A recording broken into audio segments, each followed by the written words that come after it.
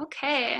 All right. Well, thanks everybody for joining us. This is Plant-Based Farm, and today I'm Nicole. I'm a pharmacist, and today I'm going to do a review of mosquito repellents because 'tis the season. Mosquitoes are out. They drive me absolutely nuts. Um, and so every spring, I feel like I go through this process of, all right, how do I, like, what am I supposed to use? What works, what doesn't? And, thinking of things from like a toxins perspective too. Um, you'd think it would be easy because there are so many, so many options, but at the same time, it's like, we want to find the best one. So I'll just kind of walk you through what I found out when I was researching this a little bit. So first of all, I found that between 3 and 19% of the chemical that you actually put on your skin is absorbed into your body when it comes to mosquito repellent. So we kind of want to weigh the risks versus benefits of things and decide what is the best option. A lot of the stuff I'm going to talk about today is guidance from the CDC, which is the center you guys probably know based on all the COVID stuff going on, but the Centers for Disease Control and Prevention. And then also information from the EPA, which is the Environmental Protection Agency. And they do a lot of work, making sure that things are healthy or safe for humans, but also for the environment. So the CDC lists certain active ingredients that are approved for use as mosquito repellents. So DEET is probably the one that we're most familiar with. So DEET, the next one is Picaridin. The third is oil of lemon eucalyptus. Maybe you've seen that around. Another thing that's similar to that is called PMD. And that is a synthetic version of the oil of lemon eucalyptus. The fourth option is a chemical name called IR3535. And then the fifth option is 2-undecanone. So probably less familiar with those. And then the EPA, they also list a couple other ingredients that are approved, which are catnip oil and oil of citronella. And you've probably seen citronella in a lot of stuff. There is a really nice website or page within the Environmental Protection Agency that allows you to choose basically, like, do you want mosquito repellent or tick repellent or both? And which ingredient do you want? And then it will give you approved products based on brand and stuff. So, and another option in there, I believe, is like, how long do you want it to last? Like, I want 12-hour coverage or whatever. So that's a really nice resource. I will, if I remember, I will link to that so you guys can check that out. So let's cover just a few kind of highlights on this. We'll start with DEET. I think that it's getting the stigma around DEET a little bit, that it's unsafe or dangerous, but I think people don't really know why. So number one, DEET is absorbed pretty easily through your skin, and it can get into your brain that way. And so one of the most common discussions surrounding DEET is the possibility for it to cause neurotoxicity. I did read that they did a study in rats to investigate that further, and they said that it did not produce signs of neurotoxicity, but it did induce significant neurobehavioral deficits and neuronal degeneration in the brain. And I realize that's pretty like science-y, but they did find that it affected something. So, and then there are a few cases in the medical literature involving human neurotoxicity, seizures, and death. But when I was digging into this, it was unclear to me, like, how relevant is that information? So like, one of the cases, for example, was a 3.5-year-old girl who passed away, but her exposure was, it was 15% DEET, but what happened is I'm assuming her parents sprayed it on her before bedtime, but also like on her whole body, also her pajamas and her sheets for like 2 weeks. So, you know, that's not the kind of exposure we're really talking about. We're just talking about on occasion when you go outside and you need some protection. So again, it's not quite clear to me if it's really that big of a deal on a short term, on, you know, occasionally.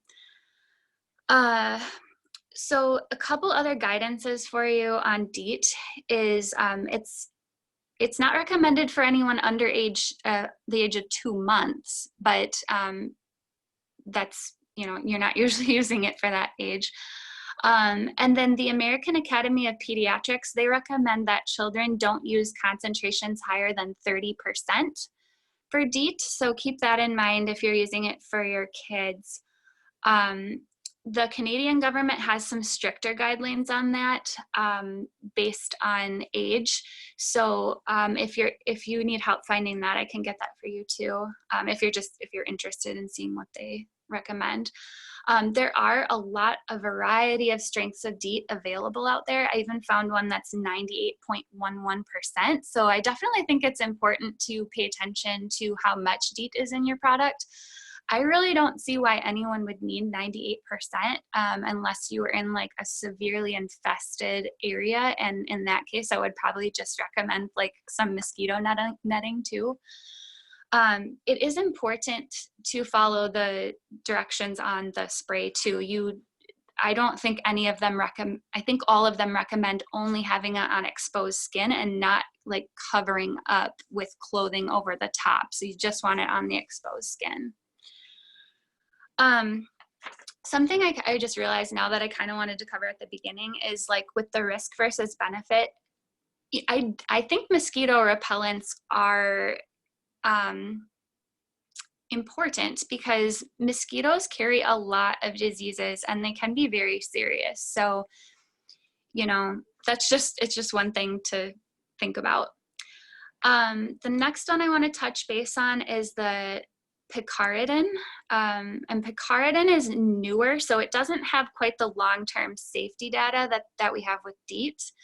And this comes in concentrations of 5 to 10% and up to 20%. And it's recommended to use on anyone over 1 year or older. The next one, the oil of lemon eucalyptus. Just something to consider, oil of lemon eucalyptus in these approved mosquito repellents is not the same as a lemon eucalyptus essential oil. So like the essential oils, they will say, you know, they haven't really been studied to the extent that the oil of lemon eucalyptus has been. They are made a little bit different way. But I know that's kind of confusing. And oil of lemon eucalyptus is not recommended for kids under 3 years old due to like some allergy concerns. So that is something to keep in mind too. The fourth one I mentioned was the IR3535. Apparently that's been available in Europe for quite some time. And so, but it was not kind of more recently approved here. I can't remember the year. And this one, a 20% concentration provides 8 hours of protection. As a note on the IR3535, it was kind of difficult for me to find like EPA approved products that weren't mixed with sunscreen. And in general, I was finding that they don't really recommend like the mixture sunscreen plus mosquito repellent products because it's unclear like how they interact together, if that makes sense. And then the last one on the CDC list was the 2-undaquinone And that's a more natural compound that's found in a certain variety of wild tomato plants. So it is a little bit more of a natural type of product. It seemed like a pretty decent option to me. I was kind of willing to explore it, but I found it more difficult to actually find product availability for that.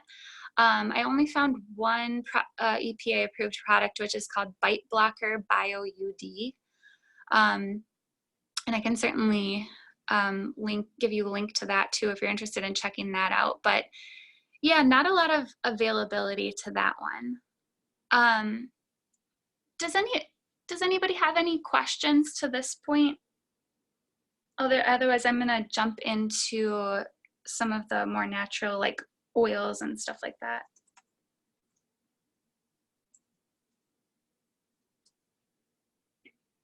Okay. So citronella, you guys may be familiar with. That's a really popular one. Sometimes it comes in like candles and that sort of thing. So one thing I found when I was researching citronella is that in Canada, actually, and I believe in Europe, they pulled citronella at some points. I want to say it was in Canada, anyways. It was like the early 2000s. Because apparently there's a minor component in citronella oil called methyl eugenol, which has been identified as a carcinogen or possibly a carcinogen. So, and I checked with somebody that I know who lives in Canada, actually a pharmacist, and she said they pulled it, but then they ended up putting it back. So I think that the data really wasn't there that it posed any risk in this sort of form, like as a mosquito repellent, for example. I did find a study where they gave large doses. They fed them to rodents 5 times a week for 2 years, and they didn't have any increased cancer rates there. So, but I thought that was kind of interesting. To be honest, it's not going to keep me from using it. I don't feel like the data really supports that at this point, but that's just my personal opinion. So let's see, and then as a comparison, I just don't want to miss this part, but a comparison between like all of the things I've mentioned so far seems like they're all pretty effective in actually like fighting the mosquitoes. But the citronella probably had less effectiveness than the others. And as a side note, the Picaridin offered better protection against ticks than the DEET did. So that's kind of a nice thing to know. And I definitely did not dig much into the ticks during this. I just wanted to focus on mosquitoes for this. So a lot of people use essential oils as insect repellent. You know, if we look at like the EPA and the CDC, they're not really going to say anything about this. They're not approved in that manner. And we're not going to find probably a whole lot of studies that give us good, solid, like scientific information about it. But in my personal opinion, I have used them as mosquito repellent in the past, and it does work for me. But I do have to apply it like very frequently. So I don't know if you guys have had any good luck with that, but let's see what else. But, you know, another thing with oils is, you know, I always dilute them. I think you want to dilute them in a carrier oil. Also, some can cause sun sensitivity. So if you're putting it directly on your skin, you want to be careful if you have one that might make you burn more easily. And then I'll just tell you some examples of oils that have been used for insect repellent. So if you have heard of some of these or have some of them, besides the citronella, there's lemon eucalyptus, lavender, thyme, tea tree, cedar, lemongrass, spearmint, clove, geranium, peppermint, and rosemary. The one that I've used, or that I have been using most recently, is by Young Living, and it's their purification blend. I don't remember all what's in it, but I think it's quite a few things of what I just listed. But that's been working pretty well for me. You guys probably already know some tips for, preventing mosquito bites, like make sure you don't have standing water around your yard and things like that. Wearing long sleeves and stuff helps as well. You can also do treating clothes with permethrin, and I didn't dig into this a whole lot, and I've never actually done it before. I know you can buy clothes that are pre-treated, or you can spray your own. If you're gonna do that, I guess if I was gonna do that, I would make sure I would spray them outside and make sure not to breathe in the permethrin, and I would probably just keep those clothes for outdoor use only. I think that's ideal. So does anybody have any questions at this point? I know a few of you had joined a little bit later. We talked about DEET a little bit at the beginning, and some of the options that were like CDC and EPA approved. And you can always type in the chat feature too if you don't want to speak.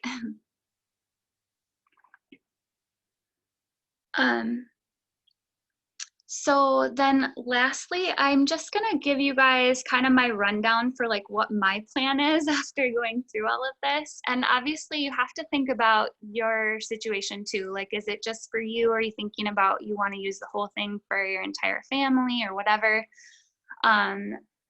Especially if you have young kids, we have those age restrictions. So that's definitely something you have to think about. So my plan, I definitely like to have a more natural approach to most things, especially because I realize how your skin can absorb a lot of things. But I also realize that there are a lot of diseases and how nasty mosquitoes are. It's not just about like having an itchy bump. It's the risk of being infected with disease. So my first course of action is wearing long clothes. And I realize that's probably like, oh, it's stupid, but long sleeves, long pants, like long socks whenever possible. So, and I realize sometimes that's not like fashionable or something. You're like hanging out at your Memorial Day party or whatever. Sometimes it's too warm, but that's my first option. If it's an option for me at the time, I will throw on like a light sweater or whatever. My second option, just because it's been working for me, again, is that purification blend of oils that I have, and I will just make that into a spray with witch hazel and a carrier oil, and just spray that on, or just like basically I've just used it like here before, whatever skin's exposed, or even just like on top of my clothes, like with my hand there. And that's worked really well for me, but I have to apply it like literally every 30 to 60 minutes. But for me, that's worth it, and I kind of like the smell anyway. My backup option for myself, I think after weighing all these, is the oil of lemon eucalyptus spray. It seems to be kind of the most natural option available, and there's a lot of products out there. However, I have a kid under 3, so that doesn't really work for my whole family. So I need more backup options. My next choice, or not choice, but the next thing I'm gonna do is with the permethrin spray, like we kind of talked about spraying it on your clothes and stuff. I've read some information about spraying it on your shoes and how that helps a lot with ticks too. And again, I didn't get into ticks much, but I'm thinking I'm just gonna spray my shoes, and that might help a little bit with the mosquitoes as well. And then I'm just gonna keep those shoes outdoors. Like I'm just gonna have a special pair that I use when I'm outside in the yard or whatever. And then I think my backup option is going to be the Picaridin.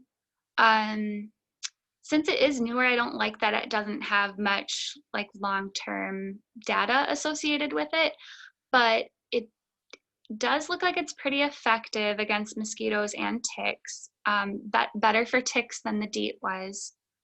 So I'm kind of getting a 2-for-1 there. Let's see. And I believe that one was for ages 1+. Yeah, you have to be over 1 year old to use that one. Also, if you're looking at the Picaridin, I would go for a 5 to 10% concentration, because that was good for 5 to 12 hours.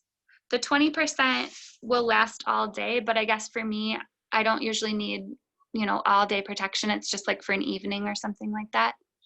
And then lastly, I'm going to kind of keep my eyes peeled for the IR3535. And if that becomes more widely available, I think I might choose that over the Picaridin at some point. But we'll see. Also, even with looking at the DEET stuff, I'm not terrified of DEET on a, occasional basis. So if I need something, like if I forgot my spray or something and somebody has DEET, I'm not going to be like, oh my gosh, I can't use that. I'd rather, contract a disease. So, so that's kind of my summary. I hope it wasn't like super like dull for most of you, but, what questions do you have, or,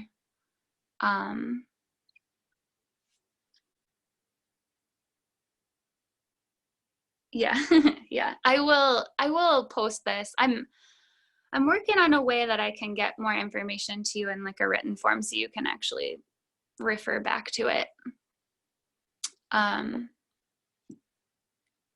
So I will write that down. I'll also, again, if I remember, I'm going to put a link to that EPA website where you can choose what product you want and find the brands that are available.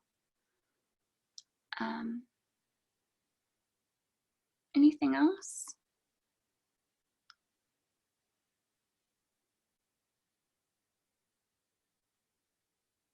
What about, Nicole, what about that Thermacell? Is that citronella? Is that what is primarily in that Thermacell? I've heard a lot of good information about that, but I mean, to not apply it to your skin, but to have it, kind of sitting out with us, like the Thermacell in terms of camping. Have you read a lot about on that? No, Thermacell. What is Thermacell? Oh, it's like It's like a mosquito repellent, like a thing that you sit out. Yeah, the thing that you sit out and it has filters. I don't know. I'd have to look to see. I'm looking at it right now. I didn't look at that. I didn't really look at devices. I was really just looking at topical sprays when I did this. So I'm not sure on that. I did read about the bracelets that some people use, and it seemed that they were saying that wasn't very effective because it really needs to be like on the skin for it to work. So I'm kind of wondering if this might be similar, but at the same time, like, my opinion is kind of like, whatever works for you works for you. I mean, the main goal is to keep the mosquitoes from biting you. So if, if that does it, great. I think like even with the essential oils, it's like, yeah, it worked for me, but like if I put it on like my sister, she still gets bit, I don't know. Do you think the essential oils would work like as a diffuser, or they have to be applied to your skin? Like, I wonder if it would work out in the patio if you diffuse it. That's a good question. I don't think you're going to get as good of results, just because I think that it's going to diffuse too quickly or too broadly for it to really do a whole lot. But again, maybe you try it and it works great. That would be awesome. But it does sound like it needs to be topical for you to really get the best benefit, from what I read.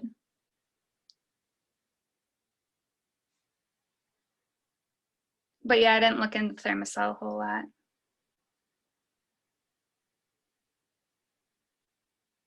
I thought I saw somebody else had a question, but hold on a second. Where is it?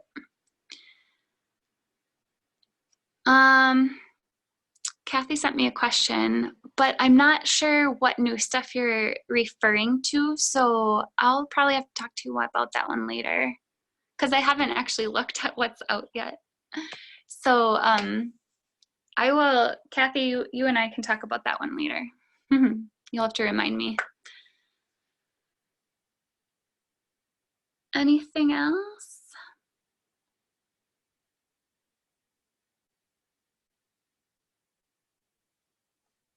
Okay, well, thanks for joining me, guys. Again, I hope that was somewhat helpful. I will just write down quick what the options are. And if you want like a specific recommendation, I can try to help you too if you just send me like what exactly you're looking for, age-wise and that sort of thing. So, okay, great. Well, thanks so much, everyone.